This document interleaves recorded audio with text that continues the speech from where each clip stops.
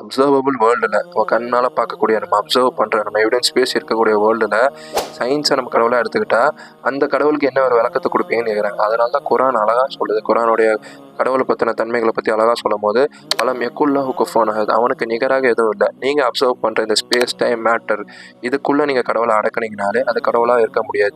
அது அந்த அப்பாற்பட்ட ஒருத்தனுக்கு ஸ்பேஸ் தேவையில்லை, அந்த அப்பாற்பட்ட டைம் தேவையில்லை, மேட்டர் தேவையில்லை. இதெல்லாம் இல்லாமல் வெளியிலேருந்து ஒரு நாலேஜ் இது இயக்கிக்கிட்டு இருக்கு. நமக்கு முன்னாடி இவ்வளோ ப்ரூஃப்ஸ் இருக்கும்போது அந்த ஒருத்தனை நான் பார்த்தா தான் நம்புவேன், அப்போ தான் நான் ஏற்றுப்பேன் அப்படின்னு சொல்லுது. ஒரு புக்கு கிடக்கிறது அதுவாக மேக் ஆகிருக்கு. இந்த மேக்கர் யாருன்னு பார்த்தா தான் அந்த புக்கை எழுதுனானே நான் நம்புவேன்னு சொல்கிற மாதிரி இருக்குது. அப்படி இல்லை, ஒரு புக்கை எழுதியிருக்காருன்றது அந்த புக்கோடைய லிட்ரேச்சரை பார்த்தாலோ அதோட எலக்வன்ஸை பார்த்தாலும் நல்லா புரிஞ்சுக்க, ஒருத்தர் எழுதியிருக்காருன்றது, அந்த ஒருத்தர் கிரியேட் பண்ணியிருக்காருன்றதை யூனிவர்ஸை பார்த்தா ஏன் புரிய மாட்டேங்குன்னு புரியல.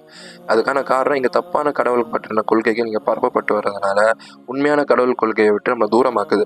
ஆனாலும் அது கடவுள் இல்லைன்ற ஆர்குமெண்ட்டை என்றைக்குமே எடுத்து வைக்காது. கடவுள் ஒருத்தர் இருக்கார், ஆனால் அவர் யார், எப்படிப்பட்டவர் அப்படின்றதுக்கான விளக்கத்தை தான் நம்ம பெருமை தவிர கடவுளே இல்லை, சயின்ஸ் இருக்குது, சயின்ஸ் ஜஸ்ட் ஹேப்பன்ஸ்ன்னு சொல்கிறது அறிவாளித்தனமான வாதம் இல்லை. சயின்ஸ் அப்படியும் கிடையாது.